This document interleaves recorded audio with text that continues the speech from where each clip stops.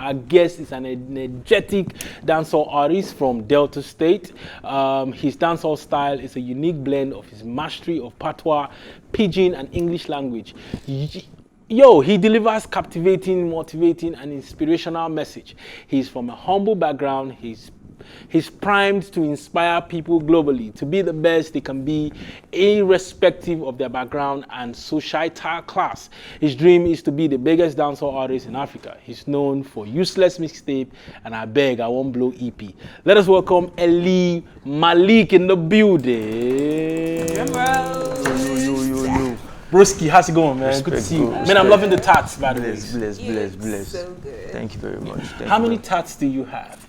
Countless. Whoa, when you say countless, like... When I say countless, it means I can't count them. Oh, you can't count. Different parts. But when was the first time you had a tattoo? How long ago was that? It was before the first Useless one, before the first tape, Useless one.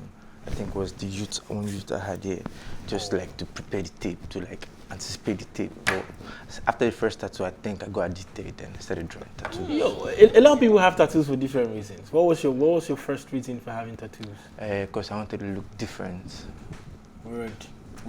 So today you're here because your music is doing great rounds. Patois, as we already know, is Jamaican, what have you. So why patois? Why did you choose that genre of music? I didn't choose it. I wouldn't say I chose it, because if I did choose it, I would have to learn it.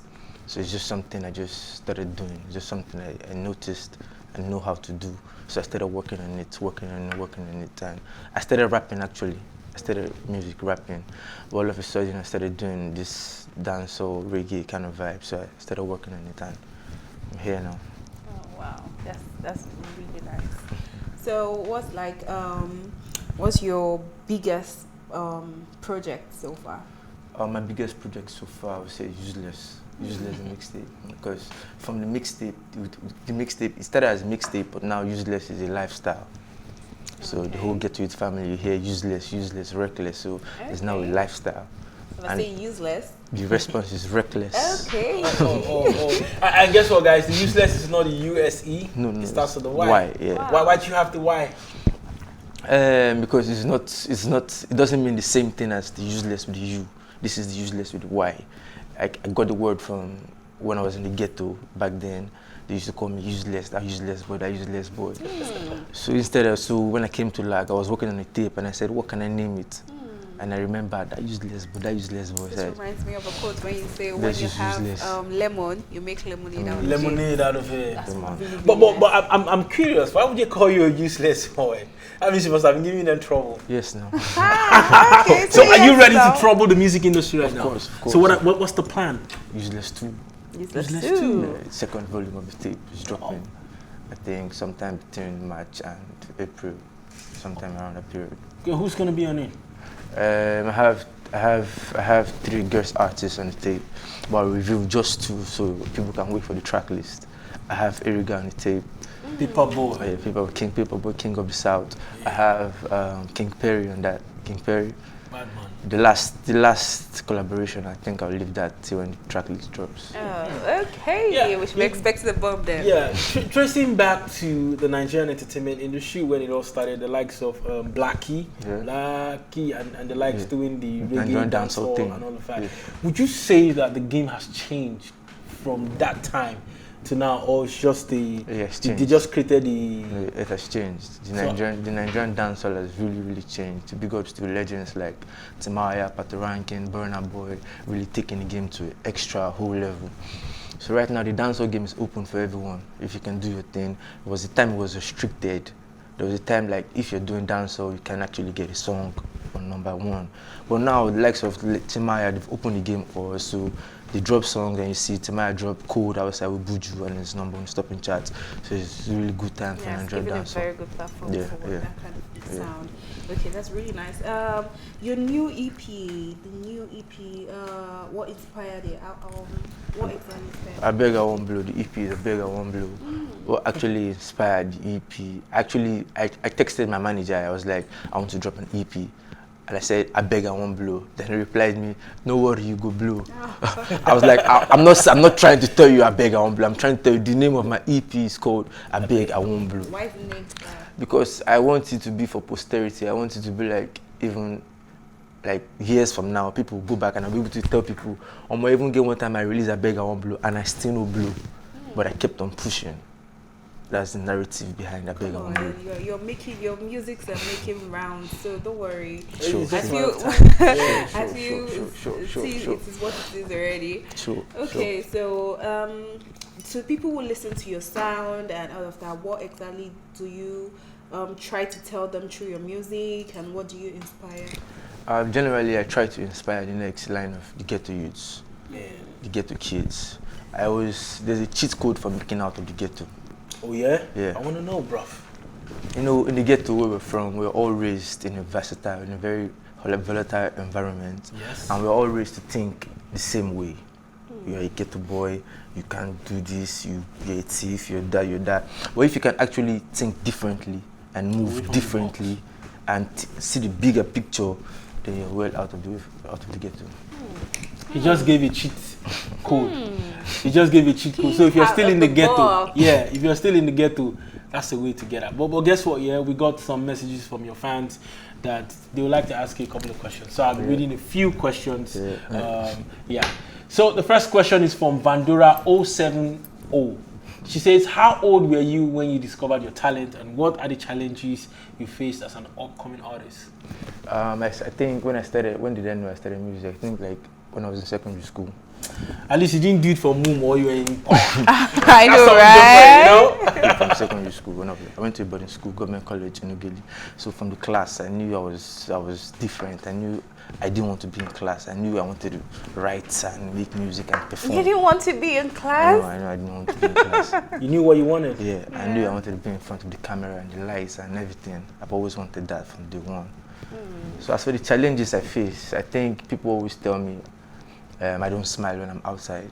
You've not been smiling actually. No, you didn't. People tell me I don't smile when I'm outside, but the reason I think is because I don't actually see anything to smile for outside.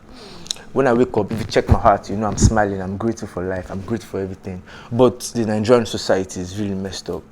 And with the youth, we're the back end of everything that's happening.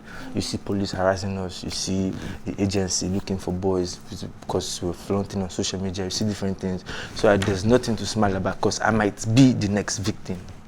I feel you. But would there be a time you will have to go back to school if need be? I mean, you've made all the successes you wanted to, and all of that, you're famous and what have you. Would you go back to school? Yes, most definitely. School is an essential part. It's not just going to class to read. School made me, I'm able to express myself in public because I passed through school. So it's not just about the learning, there are other things school can impact in the person's life. So I'll definitely go back to school. I like that. So our next guy at Mobiles, he says, where do you see yourself in the next 5 years? I see myself in the industry. I see myself at a level where when I drop a song, I expect my song to be on the top 10 countdown. That's really dope. Come on. Okay. That's really dope. At Babes Dem, this name tough. Babes Dem, shout out to you. She says, who writes your songs? I don't write. All my songs are freestyles right from time. Really? Yeah. Really all dope. my verses, all my hooks, all my. And how have you been coping with that? Like, how do you does it just come? Yeah, it just comes. I just need to be in the studio and just hear vibration. Yeah, I know people get inspirations, but at least I feel people still pen down stuff. No, I don't. I've never written. You never put pen and paper? Never that. Wow, that's really dope. That's talent. My whole career, I've never written a lyric. I just go to the mic and just, sometimes after listening to the song, I'll be like, how did I even imagine something like this? Because it's so correct and it's just a freestyle. So what's your reach? What are the things you do for leisure that gives you an avenue to be able to, say something when need be? I mean, like they say, some people wear an empty drum. It is what you put inside that comes out at the end of the day. So what are the things you listen to? Who are the people you follow?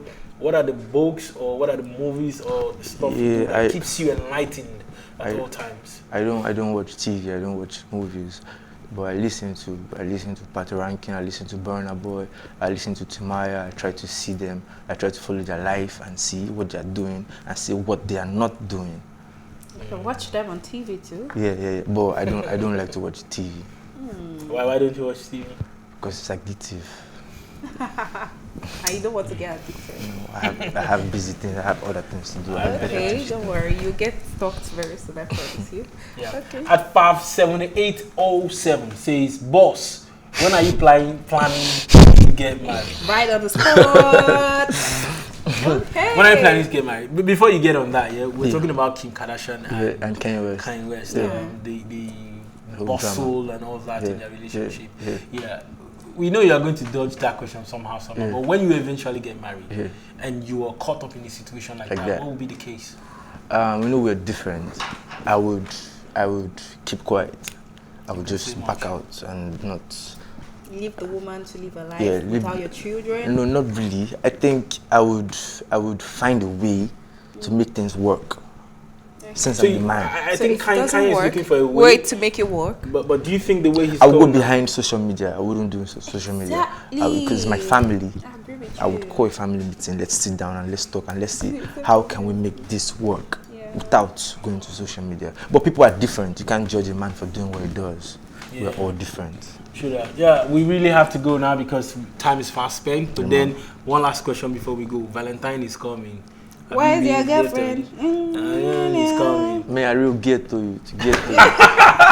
Me can't have a girlfriend.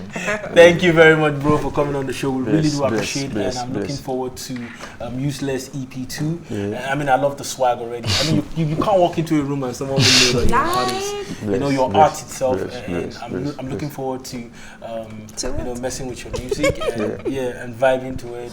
And I mean, like you said, from the ghetto, you're giving a lot of people an opportunity to come out from the ghetto and know that they can do something. And shout out to you for that cheat code you just gave. And I hope all of you watching right now will use that cheat code if you are from the ghetto. So big shout outs to everyone who actually watched the show today. You already know it's a wrap up, and big thanks to Kofo, and big thank you to you for watching. Big shout outs to my guy here, Elik. You already know, and you already know you can follow us on TEATIME. Yeah, you can join the hashtag. Remember, it's TEATIME. Remember, you can catch up on all our previous episodes, including this one, and all our exclusive content by subscribing to our YouTube channel, our PlusTvAfrica Lifestyle. You can also watch TEATIME on R2 TV in London, Ben Television, and Star Times 308.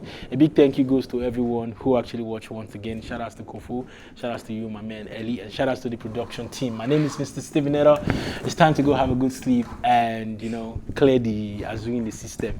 Be safe. See you guys tomorrow.